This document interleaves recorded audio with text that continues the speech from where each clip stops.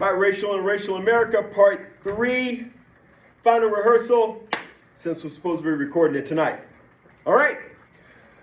Dr. Joseph Lowery, at the benediction of the inauguration of Barack Obama, said the following.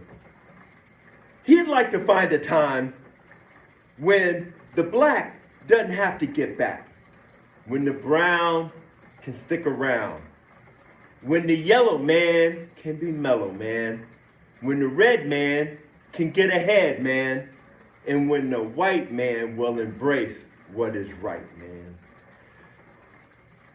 And even then, there were segments of society, white, black, Asian, Native American. In 1967, 3% of the married population was considered biracial. In 1980, it roughly doubled to 7%. In 2015, it more than doubled again to 17%. In the last census, 2022, they separated it into same-sex marriages, where the biracial population among those marriages was as high as 30%, and with male-female marriages, it was as high as 20%, depending on the search engine you use. My point is, it is now a prevalent part of society. It is as high as probably 15 to 20% nationally, but yet no one's addressing it. I always see the polls, and when politicians talk about, oh, they're winning certain states among the Latino population, among the black population, they've grouped certain statistics into black and brown categories. But it's usually to do something statistically where they want to group all minorities together, instead of just saying Hispanic or black or Asian. They want to say people of color. But there's no one addressing, outside of black, Asian, Native American, there's no one addressing them as a group. There's no one going, you know, the biracial breakdown of this demographic, or the biracial breakdown nationally of who's voting Republican and who's voting Democrat. And at least I haven't seen where they're addressing that population, where marketing brands are specifically targeting a biracial audience. I think it's because they don't have a spokesman, and people don't realize how big of a swath of our society it is. And that's why I wanted to do this podcast, because, you know, I remember when my wife and I got married, the only biracial couple we could think of was Nicole Brown Simpson and O.J. Simpson. And, you know, now, every time we go out, we see other biracial couples. It's very commonplace. But when we first got married over 25 years ago, we very seldom saw biracial couples. And it just lets me know that now it is a population, I think, that needs to be catered to a little bit, addressed a little bit. Realize that it's a big swath of the population. And I think once that happens, once you address a population, it allows them to assimilate, right? So you had the gay and lesbian population when it was rare, and it was, you know, behind, you know, closed doors, and it was, you know, on the down low. Now, you know, I love pride parades when they're like, we're queer, we're here. And I just think if biracial population could come up with a slogan like, we're biracial, we're in your facial. Okay, never mind, I'm gonna work on that. But the point is, once a population is big enough, you have to deal with it, okay?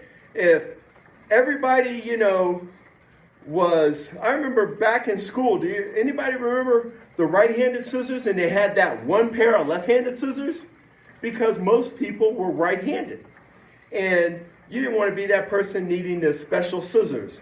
So there weren't that many left-handed people. I don't know how prevalent it is now, but I guarantee you if somebody said, hey, half the population of the country is now left-handed. We've done all these statistical, I guarantee you there'd be some marketing toward left-handed people.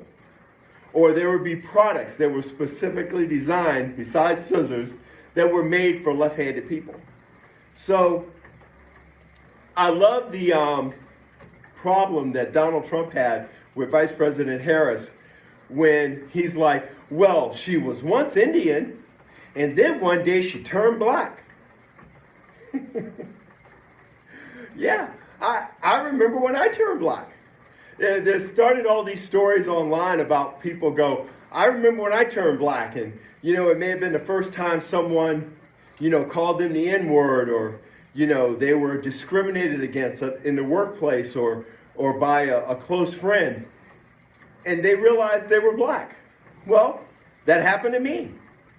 When I was in high school, this is when I turned black. I was in, and I grew up, like I said in the previous podcast, on a military base. So there were a lot of minorities. There were Filipinos, Koreans. Everywhere we fought a war, we had them on base, okay? And I wasn't the only biracial kid on base, so I didn't feel unusual. But when I was in high school, my high school went from 8th grade to 12th grade. So they had a varsity soccer team, and although I couldn't play the games with the varsity soccer team, the soccer coach thought I was good enough to practice with the varsity team. That way I could hit the ground running with his program the following year. Well, there was one student that had a problem with that. He had a serious problem with me being on the team. And I'm like, hey, you need to take it up with coach. But it wasn't until he started calling me names. And I could tell he had a problem with a black person, and I was the only person of color on the team. So he didn't know I was biracial. He just assumed I was black. I had a big fro back then, so let's face it, I looked black. And there was one time he just pushed me too far. And I lit him up. And I popped him 3 or 4 times. And he's like, I'm going to get you kicked off this team, you N-word. That's when I knew I was black. And for the record, I didn't get kicked off the team because he didn't have the guts to go to the principal and tell Sister Mary Ann that an 8th grader had beat him up on the practice field. So I was a 4-year letterman for soccer, and actually played soccer in college for a D1 school. So it ended well for me sports-wise, but that was when I knew that being a different race was going to cause me some problems. And no one's going to ask what percentage black you are. When I had a big afro back in the 70s and early 80s, no one asked, hey, are you biracial or are you fully black? Once they find out you're a minority, they start treating you like a minority. And they being the majority. Okay? And I don't know if you've ever had the experience of being alone or being the only one. It's intimidating. Okay? And until that happens to you, you may not know what I'm talking about. But for those of you who have been the only person of color, maybe the only woman, maybe you're like my wife and you're advanced degreed and you have a management position where a lot of times you're the only woman in the room. Or, you're Native American or you're Asian and you're in a program, maybe a surgical program at a school, and you're the only person like you in that program. It can be intimidating. But I think the more we start accepting, especially the biracial culture, the more people will be welcome. They're like, oh, like the vice president, I'm Indian and black. I can be both because I am both. I can be both black and white because I am both. I love a lot of things. I always joke about having the, you know how they have the angel and the devil on the shoulder telling them different things? I always feel like I have the white person and the black person on my shoulder, and it really surfaces when I go running, because the white person on my shoulder is like, oh, we're out running and this is great, and the black person on my shoulder is like, why are we running? Is there somebody saying, brother, you are 63 years old. Walking is totally acceptable. And I have that struggle inside my head all the time, and it's kind of fun, because my oldest son, who's doing the production on the podcast, and my wife went to Antarctica on this trip. And my wife goes, do you want to go with us to Antarctica? I'm like, is it your first day in this marriage? Because again, the white part of me was like, oh, Antarctica, what an opportunity, and that would be fascinating. And the black part of my body is like, I'm sorry. Ask how many black people are going to be on this expedition. By the way, my wife said there were none. So I'm like, no, going to Antarctica, not on my bucket list, not going to happen. So, by the grace of God, go I. I remember going to Tijuana one time, and we went to an apparel mart, and needless to say, we went to lunch at this restaurant. It was like a Hard Rock Cafe, and they had a security guard out front, in full police dress, like tactical stuff. And he told me, hey, if your wife goes to the restroom, you need to stand outside the restroom, because I can't do anything, Here, I just check people and only come in when they need me. I'm like, excuse me? Sometimes blonde-haired, blue-eyed people go missing in Mexico. And I'm like, we got to get out of here. And as we're leaving, I saw this guy who had a son the same age as my son begging. And he had his son with him. And my wife goes, you didn't give him any money, did you? Because there are thousands of beggars on the street. And I'm like, sweetheart, he got everything in my clip. It just struck me.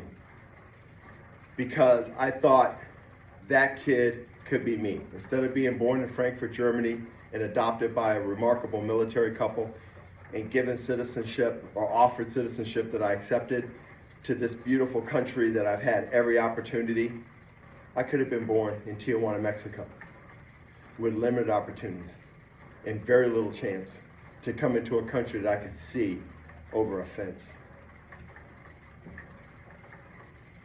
I think that minorities can help themselves, okay?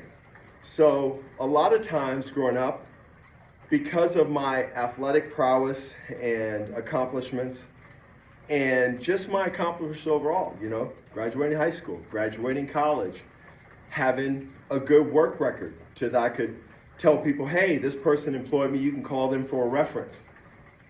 Being God-fearing and law-abiding really helps your cause. The last thing you want to do is be part of a stereotype, okay? So I would always try to avoid that. And never seeing a police car from the inside, okay? Never being arrested, never. I can't say I haven't been fingerprinted because when we became foster parents, we had to be fingerprinted, but never had a mugshot taken, okay, other than my driver's license. That's not a mugshot, it's a driver's license picture. But you have to, I'm a strong rule follower, okay? I just don't have the wherewithal to skirt around the rules. It's hard enough to play by the rules nowadays, am I right? So, there's so many things you have to do with your car, with your home, with your kids, that it's hard enough just to follow all the society's rules. It doesn't work if you try to skate them or get around them. Also, just like I told both of my boys, you have a legacy.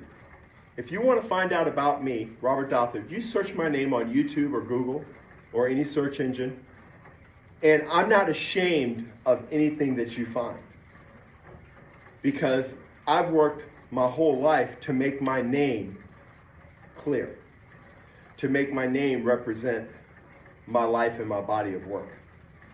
So unless somebody hacks something and puts something in there that's not true, and I do search to make sure there's not something on there that shouldn't be there, you should always find that my name has clear title.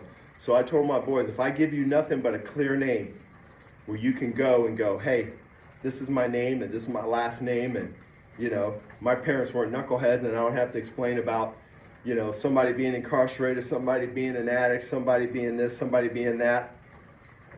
Hard-working fitness guy, that was my dad. A techie, highly educated, that was my mom. So you have clear titles. So legacy, following the rules. The reason I called this part of the podcast, part 3, now. What can we do? Give everyone their 2 minutes.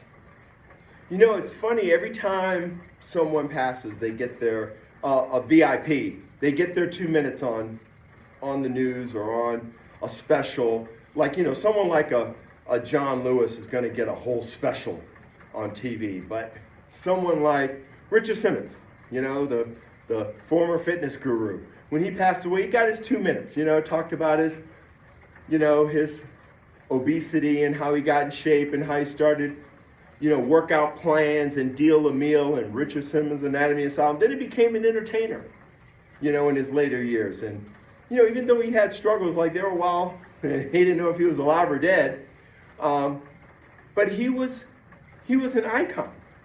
And people knew about him, and he got his 2 minutes. And there was some lady from 90210 that passed away, but there are different VIPs every day that pass away, and they get their 2 minutes on news. Oh, remember this person from this show, or this person who was a big figure in the civil rights movement. And they get their 2 minutes. They just had Jackson Lee, representative, that just passed away recently, and she was very much a powerhouse in the black community and in civil rights. And she got her 2 minutes. And she probably got a little bit more because I saw her on different networks, and I think they even did like, you know, a special segment on the news for her. But my point is, give everyone their 2 minutes. Not just famous people, not just accomplished people, everyone. You go somewhere to eat. Give the person who's serving you food their 2 minutes. Find out about them. Okay? The person that changes your oil, the person that services your car. Okay? Because there are a lot of services that we receive, even if we're of modest income, right? You can go, who hasn't been to a fast food restaurant? I taught my boys to read the name tag. Address people by their name. Don't just say, hey, yeah, I want, go, hey, Beth, hey, David, I would like to order X, Y, and Z. And then when you have the opportunity, like I love talking to servers because I grew up waiting tables. I'm like, hey, are you in school? Oh, yeah, great. Is it the local college here? Oh, yeah, I go to the local college. I live with my sister. We rent a house. Oh, that's fantastic. Or I talked to another brother who's into photography, and, you know, he's doing this to basically finance his cameras and his setup for photography. I mean, folks, there are so many people out there. Give them their 2 minutes and then evaluate. Are they just going to be someone you talk to when you get a meal?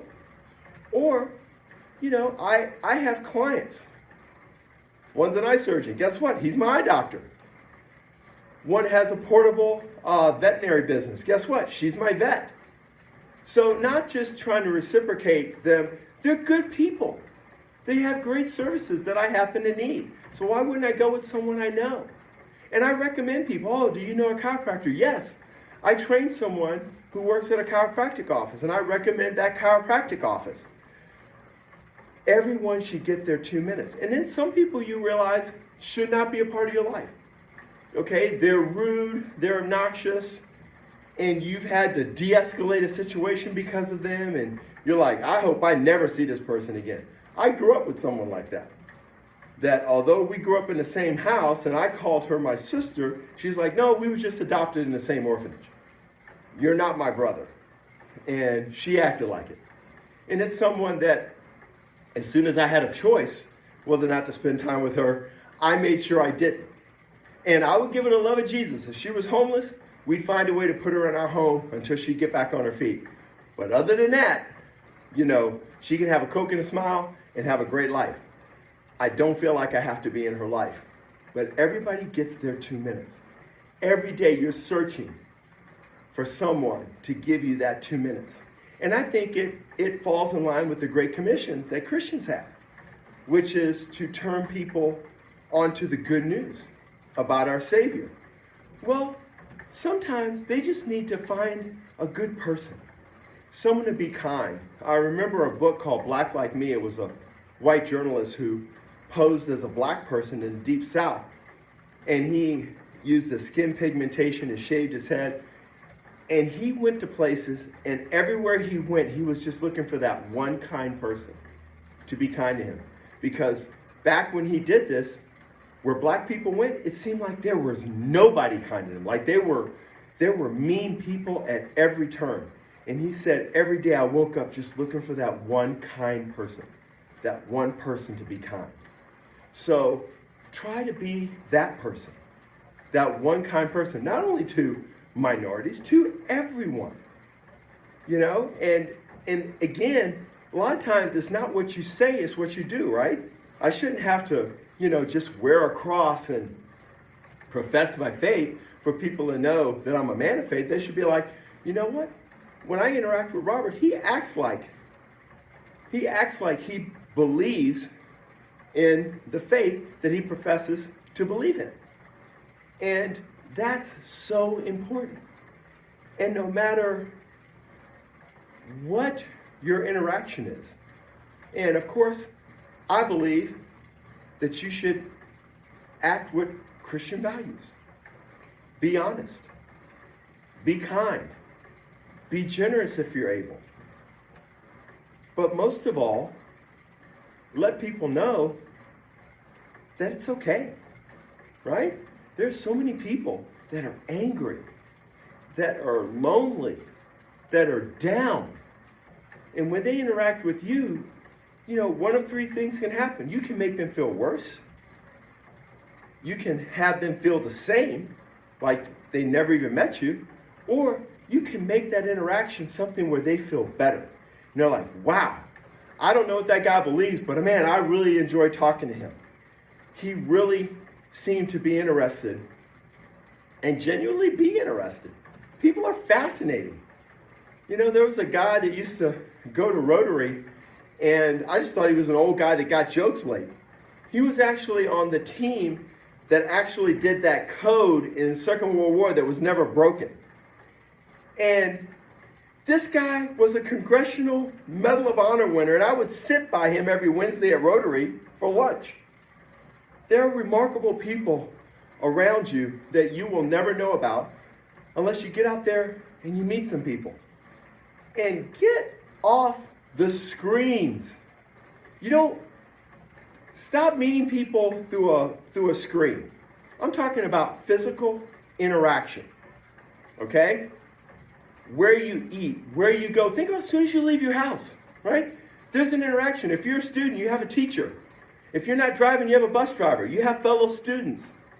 There's so many interactions where people need that 2 minutes to feel better. Maybe they woke up looking for that one kind person. Maybe they've been teased. Maybe they've never fit in. Okay? And you've been blessed with popularity, good looks. You're smart. You're successful. Well, guess what? Not everybody's blessed with that. You have to look for those people that weren't blessed with that. The people that are working 2 or 3 jobs to feed their family. And they may look tired. They may look run down. Because they are. Okay? They don't need somebody else to be mean with them. They don't need a mean customer to come into their establishment. They need to find that one kind person. That one person goes, gosh, you seem like you're a little run down. Oh, this is my 3rd job. I'm like, wow, you must be an incredible person to provide for your family to work that much. That's incredible. And, you just never know what that's going to do for them. So that's my solution to race in America. Give everyone their 2 minutes. Don't look at them and go, well, I don't know if Robert's black or white. I don't know what he is. Before you talk to me or interact with me. And then go, you know what? I don't know if he's black or white, but, I like that guy. I enjoy talking to him. Or even if we disagree, you know what? We disagreed, but he had a few points and he listened to my points, and I think it was a really good dialogue. How about that? How about people that disagree, not want to shoot each other or hurt each other, but actually to listen to each other and evaluate. Oh, well, that's a very good point. I love talking politics with people because a lot of times it fills up the bullshit meter, as we call it in our house. Like, okay, you can have your own opinion, but you can't have your own facts. So what are your facts? What are your, as they say nowadays, well, bring your receipts. Because I love making a point, especially when it comes to fitness. You know, I tell people you need to do cardiovascular conditioning, strength training, and proper and balanced nutrition. And I got receipts. I got 30 years of training. I'm 63. I feel 33. I have my success stories through training. But it's funny, I've never had a success story where the person goes, Robert, I ate whatever I wanted to. I didn't hardly ever work out. And my muscles look great. I lost weight. I feel marvelous. In 30 years of professional training, I've never had someone tell me that. But I have had hundreds, probably thousands of people go, Robert, I started eating better. I started being self-conscious about how much I slept and rested. I can't tell you. I have energy now I never had. I used to have a pot of coffee to have this energy. Now I wake up with this energy. And I can't wait to tell other people, man, oh, what are you doing? Well, you know, I get up and walk every day. I meditate. I eat better. Everything that goes in my mouth, I evaluate.